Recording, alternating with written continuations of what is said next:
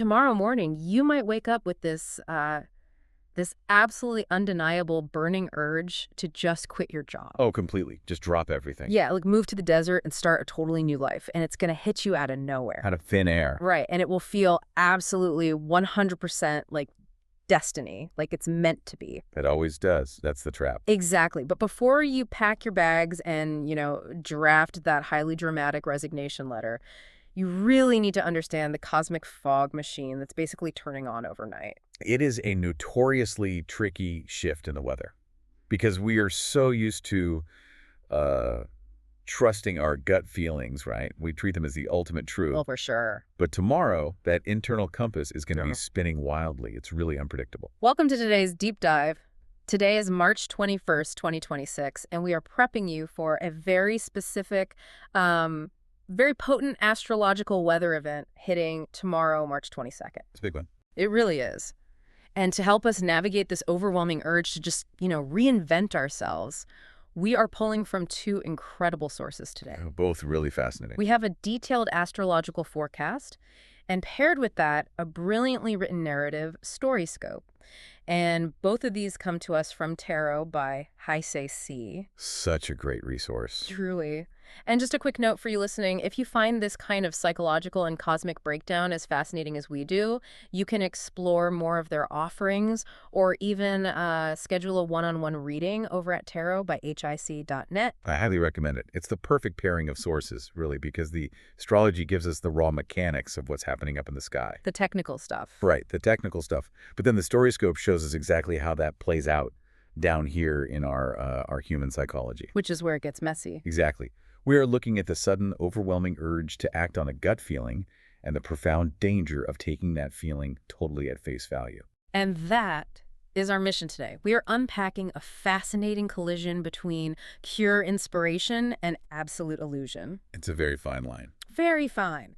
We are going to figure out how you can navigate these sudden bursts of supposed destiny without getting totally lost in your own ego. Which is easier said than done. Oh, way easier said than done. Okay, let's unpack this, starting with the astrology itself. Let's do it. So the text points to a transit happening tomorrow called Sun conjunct Neptune. Now, for those of us who aren't, looking at star charts every single day, what is actually happening mechanically there? Well, think of it as a blending of two radically different forces. Okay. A conjunction happens when two celestial bodies sit at the exact same degree in the sky, at least from our vantage point on Earth. So they're perfectly lined up. Exactly. Their energies essentially merge. Now, the sun represents our core identity, our ego, our vitality. The ego. Yeah, it's the high-powered spotlight of who we are. Makes sense. But Neptune, on the other hand, is the planet of the boundless ocean. Oh. Right. It rules over dreams, illusions, spirituality, and just a distinct lack of boundaries. So you are basically taking the high-powered spotlight of the human ego and pointing it directly into a thick, boundless mist of dreams. That is the perfect way to visualize it. I love that. It sounds chaotic. It is. The source text outlines the core themes that emerge from this collision, and, well, at first glance, they sound incredible. They usually do. We're talking about a massive surge in idealism, spiritual passion, creative fire, and what the text specifically calls hero fantasies. Hero fantasies. I love that term. You get this sudden, overwhelming need to believe in yourself completely, like you can conquer the world. As I was reading that part of the text, a very specific image came to my mind. Oh, yeah. Yeah. I want you to imagine you are driving down a dark, winding road at night. Okay, I'm picturing it. And suddenly you hit a patch of dense, incredibly beautiful, glowing fog. Oh, I know where this is going. Right. Your immediate instinct, because you want to see your destination clearly, is to flick on your high beams. And anyone who has actually driven in fog knows exactly what happens next. It's a disaster. It's the worst thing you can do. The light is incredibly bright. It feels powerful. Yeah. But because of the density of the fog, that brilliant light just bounces right back into your own eyes. It creates a solid white wall. Exactly. A white wall. You feel like you're projecting all this immense power, but you are actually blinding yourself to the road right in front of the hood of your car. That is spot on. The source text leans heavily into this exact duality. Oh, it really does. Because on one hand, this transit is a profoundly powerful introspective moment. When the sun and Neptune meet, the veil is thin. Like, genuinely thin. Yes. Dreams, gut feelings, surprising insights, they actually do carry truly useful messages right now. You're feeling a genuine spiritual passion. But the high beams are blinding you to the reality of the situation. That is the trap, because the light you're projecting is made of your own ego, your own desires. It's just reflecting what you want to see. Exactly. The text specifically warns of confusion around motives. Which is terrifying. It is. Are you looking at a genuine oasis out there in the fog? Or are you just staring at the light bouncing off your own unexamined wishes? Oh, that's such a good point. This raises an important question. How do we tell the difference between a genuine calling and a complete fool's errand when our instincts feel so much stronger than our rational mind? Yeah, that's the core tension of tomorrow's transit, isn't it? It really is the heart of the matter. Because the source text gives a very specific warning about how we tend to mishandle this sudden surge of inspiration. It does. There is a quote in this forecast that literally stopped me dead in my tracks. Which one? It says, "Confidence comes with a fog machine." Oh, it is a fantastic phrase. Isn't it? It gets right to the very heart of human psychology. Because the danger of this astrological weather isn't necessarily that your initial vision is false. Right. The spark might be real. The initial spark might be entirely real. The danger is what your brain does to that spark. It blows it out of proportion. Exactly. It takes the fantasy too far into escapism. The text mentions feeling bold, visionary, and ready to act on a dream that arrived fully lit and slightly unverified. Fully lit and slightly unverified. I love that phrasing. Fully lit, like a movie set. Consider why we do that, though. Yeah. As a society, we really reward the performance of certainty. Oh, absolutely. We love a confident leader. We revere the tech founder or the artist who steps onto the stage with absolute, unshakable confidence, claiming they know exactly what the future holds. Even if they're making it up as they go. Right. Because ambiguity is terrifying to us. It really is. So when we get a sudden flash of inspiration tomorrow, we don't want to admit we're just blindly fumbling in the dark. So we fire up the fog machine. We fire up the fog machine to make ourselves look like visionaries. Performing certainty versus actually seeking alignment. That's a massive distinction. It really is. Performing certainty is waking up tomorrow, quitting your job on a Tuesday because you had a vivid dream about opening a bakery. And suddenly you're telling everyone on social media you're the next great pastry chef, even though you currently burn toast. You are turning on the high beams, pumping the fog machine, and completely ignoring the fact that you haven't even bought flour yet. You don't even own a rolling pin. Exactly. You're so in love with the hero fantasy that you just skip the actual work. Yeah. True success during a transit like this requires a very specific balancing act. The source provides a golden rule for this energy. What's the rule? Let inspiration lead, but make sure reality gets a seat at the table. Let inspiration lead, but make sure reality gets a seat at the table. Yeah. I mean, that sounds great in theory, but it's incredibly hard to visualize what that actually looks like when you're in the thick of feeling inspired, you know? No, it's so difficult. Like, how do you pull up a chair for reality without just being a cynic and crushing your own dream? Right. And that's exactly why Tarot by Heijian explores this through a really compelling allegory. The StoryScope. Yes. Rather than just giving us a dry list of rules, they provide a narrative that maps out exactly how to navigate this psychological minefield. It's called The Wanderer and the Shimmering Path. Such a great title. And it introduces us to a character named Elian. He's a wanderer living in a valley where the air constantly shimmers like half-remembered dreams. A setting completely saturated in Neptunian energy. Totally saturated. Everything is slightly distorted, slightly magical. And Elian starts to feel this strange, bright restlessness in his chest. The calling. Yeah, but it's described not as anger and not as comfort, but as fire. Right. Every single morning, he wakes up with this exact thought flickering behind his eyes. Perhaps I am meant for something greater. The classic inciting incident. The sudden intuitive pull. Wait, I have to stop you there and play devil's advocate for a second. Okay, go for it. Isn't this exact feeling, this I am meant for something greater impulse, isn't that the literal definition of the dangerous hero fantasy we just talked about? It absolutely is. He hasn't even had his morning coffee yet, and it sounds like he's already turning on the fog machine. It's a brilliant observation, and it borders right on the edge of that danger. Right. The lore of Elian's world frames this perfectly. The text tells us that the valley folk warn travelers about the far desert beyond what they call the Silver Hills. There's Silver Hill. Yeah. Rumor says there's an oasis out there that appears to those who believe deeply enough. Okay, so belief is key. But there is a massive catch. It vanishes if approached without wisdom. So the belief is the catalyst that makes it appear, Yes. but a lack of wisdom makes it evaporate. That is the duality of Sun conjunct Neptune right there. Wow. Some people in the valley call the oasis a blessing. Others call it a mirage that simply lures hopeful heroes into endless wandering. So the calling itself is real, The calling is real, but the ego's interpretation of it can become a fatal trap. and Elian gets pushed right to the edge of that trap by a dream. A very powerful dream. The text details a night where he dreams of the desert under a deep violet sky. And in the dream, he hears a quiet voice say, "You already know the path." Chill. Right. He wakes up, and the voice is clinging to him like mist. His instincts are pulsing so much louder than his reason. He is completely gripped by the transit at this point. Totally. The inspiration has fully taken hold. He looks out of the desert and asks the morning wind, "If I never follow it, how will I know?" Which is the exact question that launches 1,000 fool's errands. Oh, without a doubt. But driven by that completely unverified, fully lit dream, Elian makes a choice. He does. He steps out of the valley and into the desert.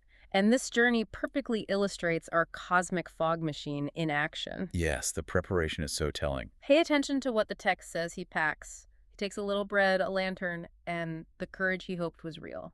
Think about the psychology of that inventory. It's basically nothing. It is a terrifyingly vulnerable way to start a journey.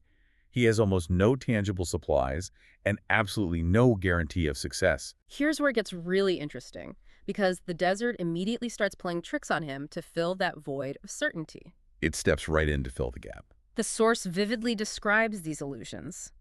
The heat distortion acts like a literal fog.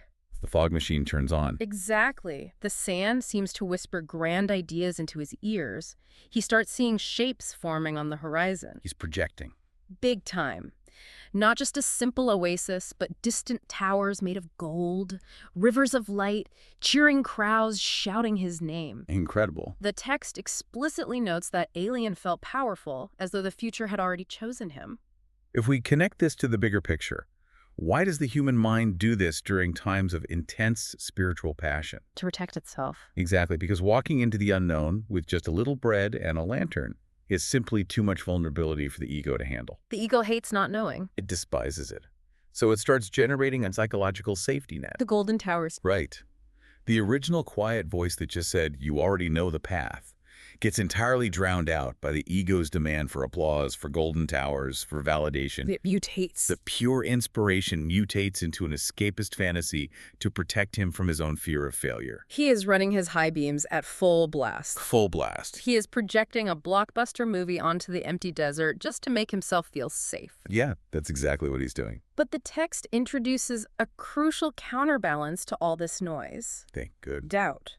The source notes that sometimes when the desert wind falls quiet, doubt creeps in like a shadow. A very necessary shadow. Elian actually stops his march and asks the empty horizon, "What if I am chasing a fool's errand?" The desert, of course, doesn't answer him. Crickets. But the text gives us a beautiful, subtle detail here. It notes that the stars that night flicker unusually bright. Oh, I loved that detail. It's a reminder that the universe, Yeah. the genuine reality, is still there. It's still offering guidance, even when the ego is screaming for attention and cheering crowds. That creeping doubt is so essential. Without it, he's lost. Yeah, without it, he's just a guy lost in his own delusions. But that doubt prepares him for the ultimate test of discernment. Which brings us to the climax. Yes, the climax of the StoryScope. The third day of his journey. The arrival at the destination. Finally, an oasis rises ahead of him.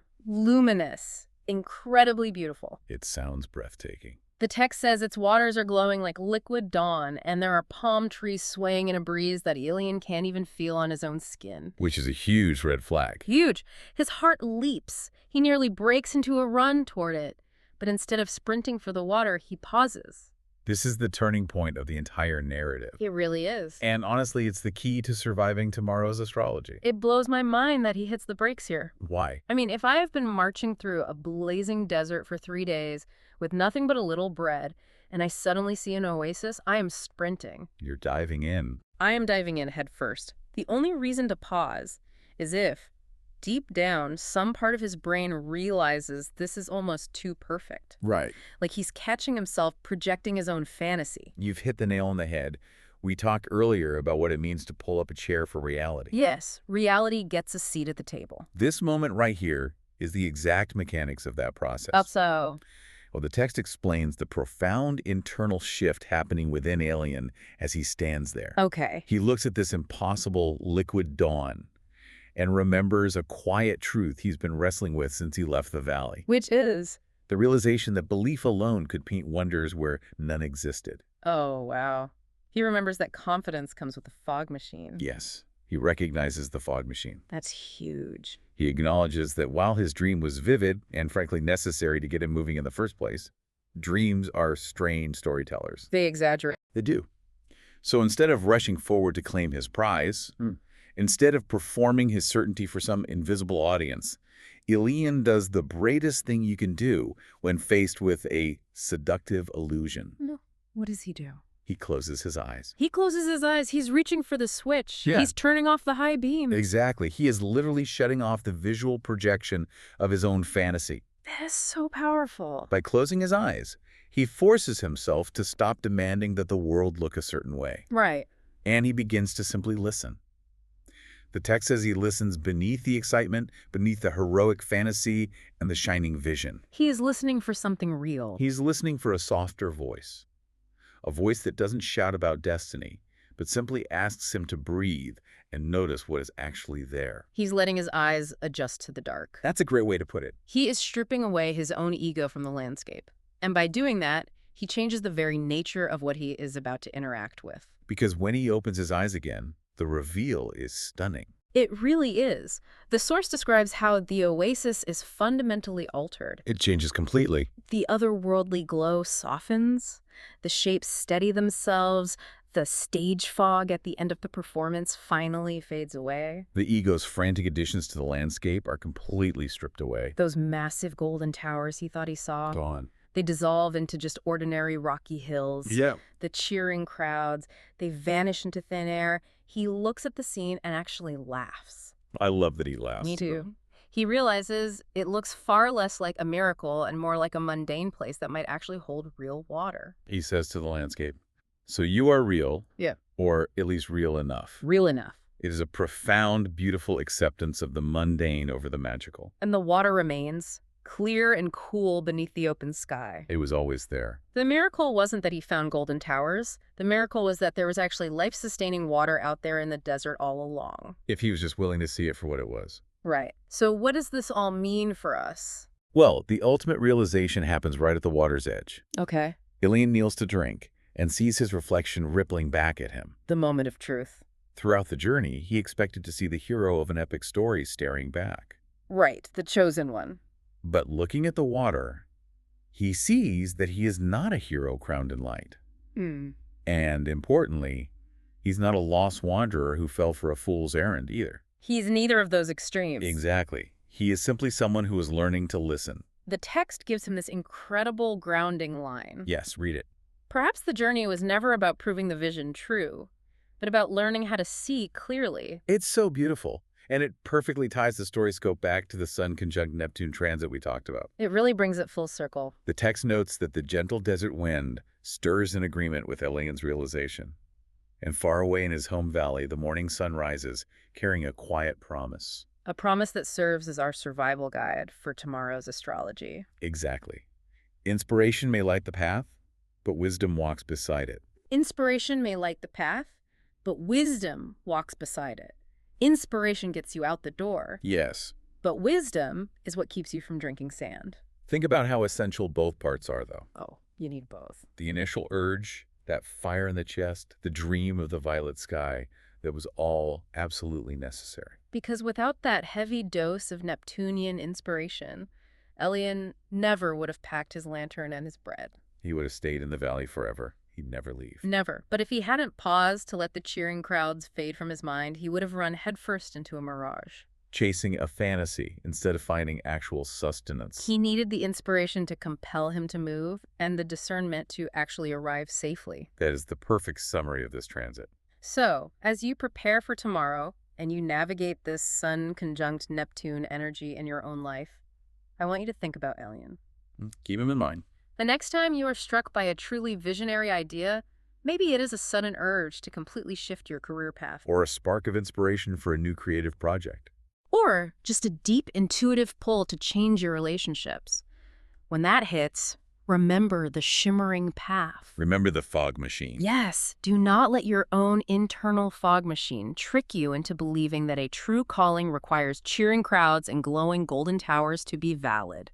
Let the inspiration lead you out of your comfort zone, but demand that reality gets a seat at the table when you finally reach the water. Which brings us back to that dark, foggy road, driving with the high beams blinding us. Turn them off. Turn them off.